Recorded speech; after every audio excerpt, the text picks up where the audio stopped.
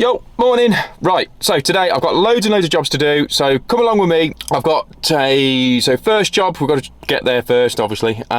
So, first job, I fitted a very decorative light in the bedroom the other day, and it's faulty. So I've been asked to go back to put a 6-inch pendant up while they sort all the warranty side of things. Then I've got to go and look at another job. I think they've got 2 downlights which are potentially playing up or something. So back to that one. Then potentially I might be going on a quote to look at a building which needs the power supply redirecting.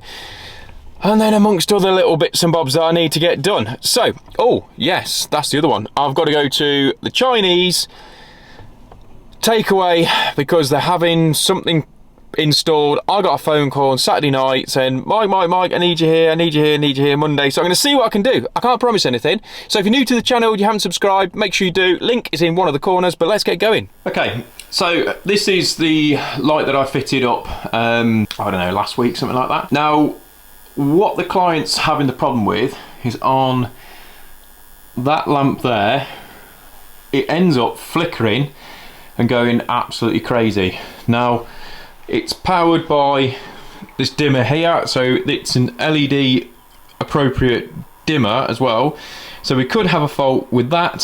So it could either be that or the actual light fitting itself. Oh, big fat bee, look at that. Sure, size of that.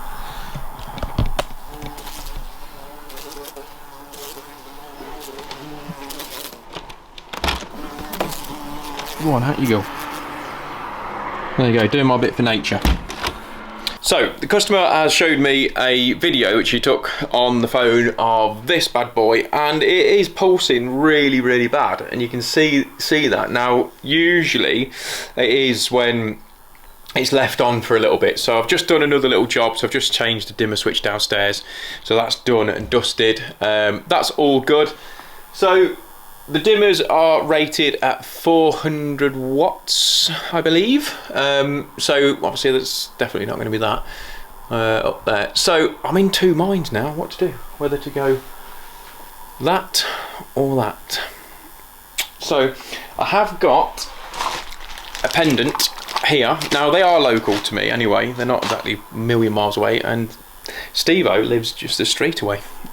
So what I might do for now, because I can't see anything wrong with that at the minute, so what I might do is, I've got a normal light switch as well, I've got a straight standard light switch. I might just pop that on, leave it with them, see how they get on, because the connections are all good, they're all in Wagos. So if there was a connection problem for the actual fitting, what I would probably say is that it would actually interfere all of those rather than the dimmer. So interesting. Right, I think what I'm going to do, I'm going to whack the switch on, turn that dimmer down. The dimmer is a little bit noisier than what I would like on there. I know they all hum and stuff like that, so I'm going to go, fingers crossed, it's that rather than that, because there's about 3 million crystals on that I need to take down if that's the case. So let's go and turn the power off. Right, let's get that power off. So this board here is one that I've done for all the garden lighting design, because obviously this is a bit of an old one. So the lights for the upstairs are powered off this one, which is on the RCD protected side. So let's go get that switch changed.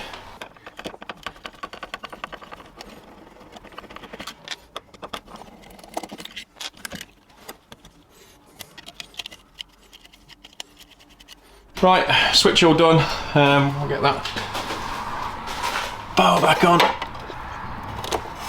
Let's see what we've got.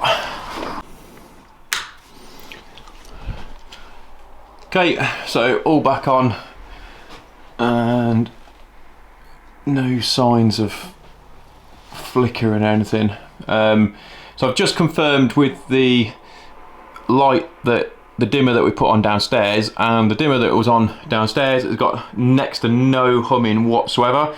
So it is pointing more and more to this dimmer being faulty.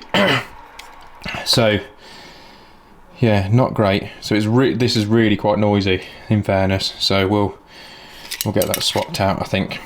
Okay, so while I'm here, the customer's also asked whether, you might see it now, the old classic IP rating. So we did all the lighting design ages and ages ago now.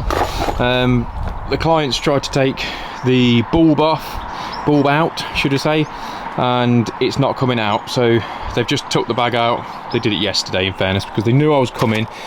So I've got to try and get this bulb out. Okay, so this bulb is going to be a bit more of a challenge because this is not definitely the original one that came. It's just, so the client's got smaller and smaller bulbs, and now it's very, very tight in there. So may have to smash it to get the long nose pliers in there to get it out, but let's wish me luck. Okay, so this is where it's all powered from. Let me just pop this chair out of the way. So this is basically how it's all run. So we've got our armoured, which from the other DB which you saw, all runs to here. The clients have even come in and turned all the power off for me. So they are good here, I must admit, they are really good. So, and then inside there, you've got all the wireless modules, because the client wanted to be able to control everything from the house, so it's nice and easy for them. They haven't got to mess about. So with the lighting design, we've got, where have we got? I think there's power in here. There is spike lights dotted around the garden. There's also lights. So these ones are all on the wireless and various different locations. Yeah, there's a spike light there. So that bad boy there. So, and then we've got some power here as well run out because for a patio heater that's going on, a little post light, and yeah, really cool little project. I like that one. But yeah, I think this one I'm gonna have to smash it to get it out, because that is not coming out for toffee, that one. Right, so yeah, you guessed it, I've smashed it. So what I've had to do is take all that casement off to get in there. I tried to use grips with a rag, and no, it didn't happen. So what I think's happened is it's sort of like welded itself in inside, whether that's obviously all to do with the weather and all the rest of it. So what I'm going to do is I'm going to sort of fold that in and then use my grips again and try and undo it that way. So yeah, not the greatest in fairness, but it's too small a bulb. Okay, the plot thickens. So the whole thing is one massive ant's nest. So they had mentioned they'd had some problems with it occasionally tripping out, and I would say that is why. And for some reason, I don't know what's happened here, but there's 2 screws missing as well from that. They're holding that onto there, so no wonder you couldn't get it out anyway. But that needs sorting, the whole thing. Not great. And you can see a little bit just there, a bit of the old ant's nest anyway. Look at that, spilling out. So that needs sorting, definitely. Okay, so the decision has been made. So I'm going to take that bad boy off. So I'm going to see if we can take the sort of sleeve off. We'll take that off, and then we're going to make sure that the whisker box and stuff inside, we'll get that all away, because they don't want this to cause any more issues. And then we're going to come back, and I'm now going to make another post like that post light that's down there. Going to do that for them at a later date. So right, let's get that bad boy off. I've just undone the fixings on that. Here we go, look at that. That's mental, absolutely mental. So I'd say that's probably what's causing your issues. So yeah, full all the way up to the top. So we'll clear all this off.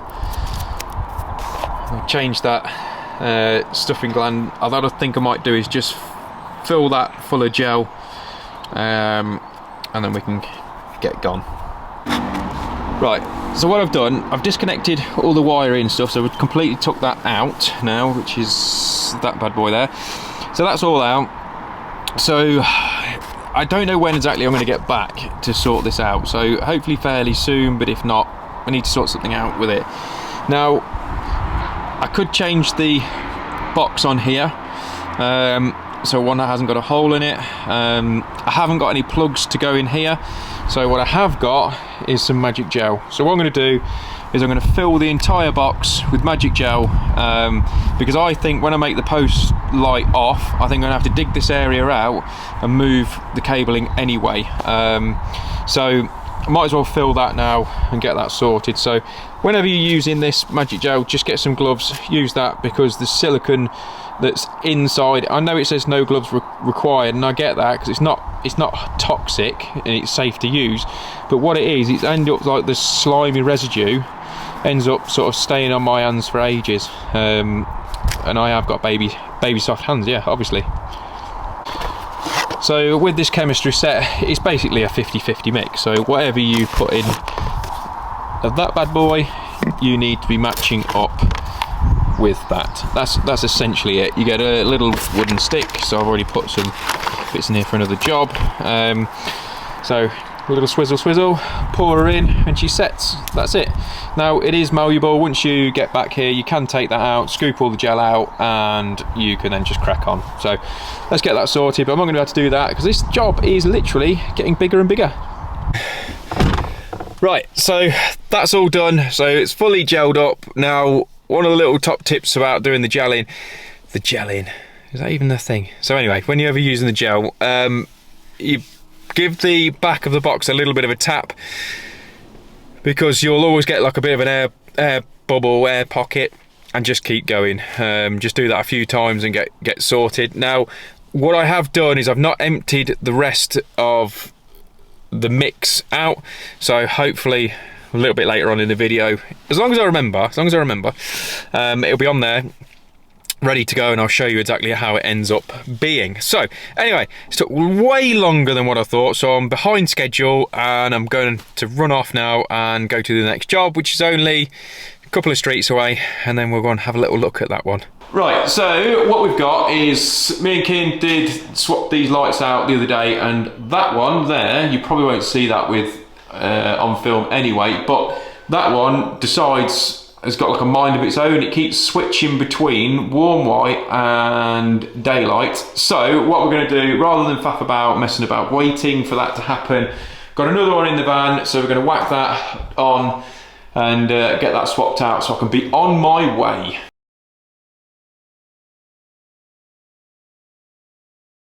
That actually downlight played up while I was just chatting to the customer. He was saying that when he prepares food and stuff like that, all of a sudden it changes the colour temperature on it. So it goes from like warm white or daylight to warm white and things like that. So it goes a bit weird. But it actually did it, so which was great because I saw it, but not so great because obviously I don't get paid for that. It's warranty, and that's another bugbear of mine. All the warranty stuff, like today, running around dousing fires, and it's not through installations from my point of view, it's actually all parts and materials that are faulty. We don't get paid for this, so I'm now, and I know it's going to be a bit of a whinge, but it's true. So I'm going to be out of a day's money running around trying to sort all these things out. So it's really, how do you do it? I mean, leave it in the comments below. Do you charge every time you come out, even if it's, I mean, we don't make these parts, we all know that, we don't make them. So do you charge for this? I mean, that's what I would like to know. I mean, I know, you know, you can have a markup on all the materials and all the rest of it, but realistically, let's say your downlight's costing you 20 quid, you know, so what are you charging a downlight materials was 30 quid? So you're going to come out for 10 quid?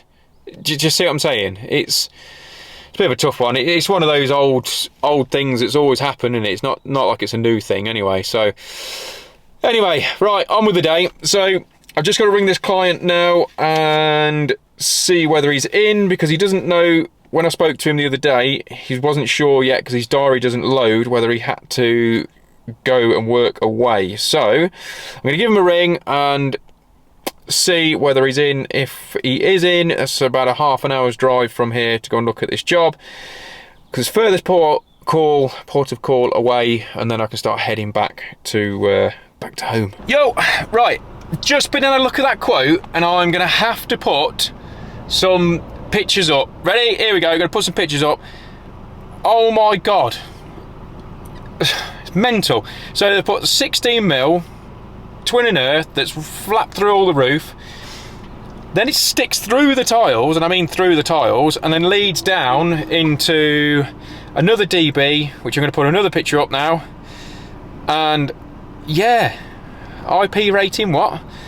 So not great at all. It really isn't great. I doubt I'll get the work. The guy seems lovely, a really, really nice guy, and I'd like to do it. And he was telling me that he wants to try and, long story short, but HS2 bought all the building as a compulsory building order, and now they're not actually putting the line through there anyway, so he wants to get it back. The whole property needs rewiring.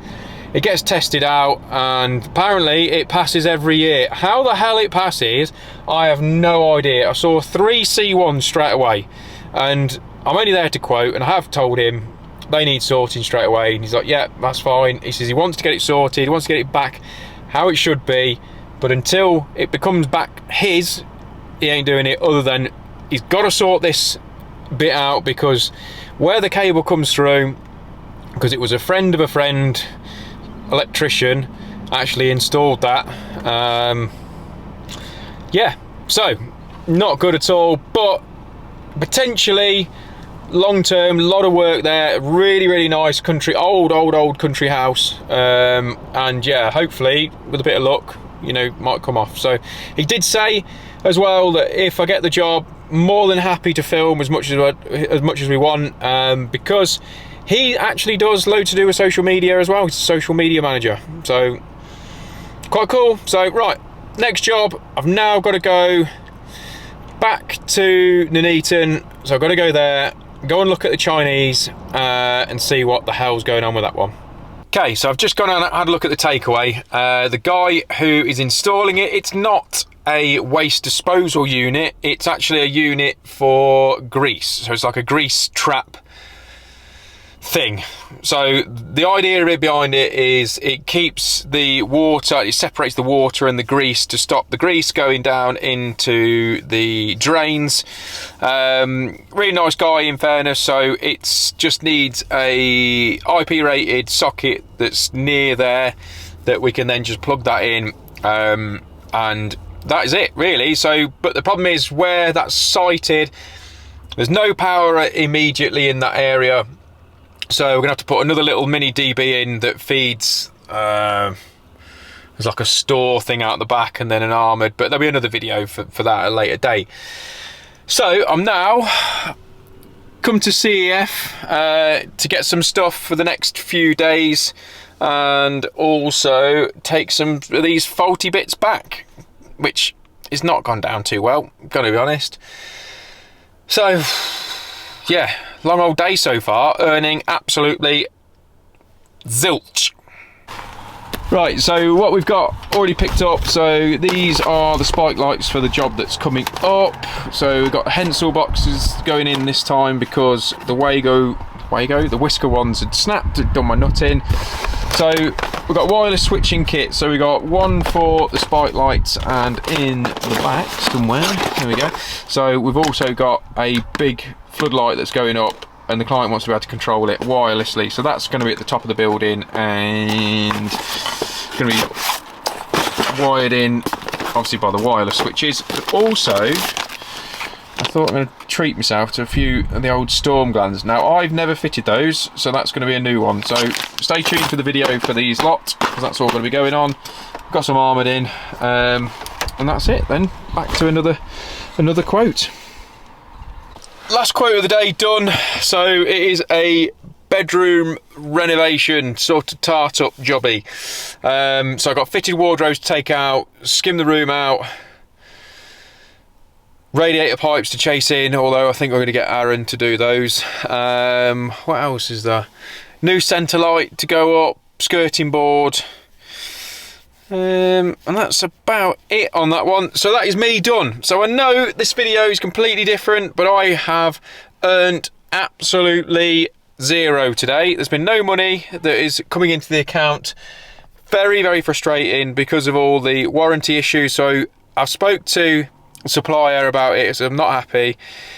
It's cost me a load of money today, running around on various different jobs, replacing parts, and I understand that they don't make them, completely get that, but also it's always us as electricians that suffer.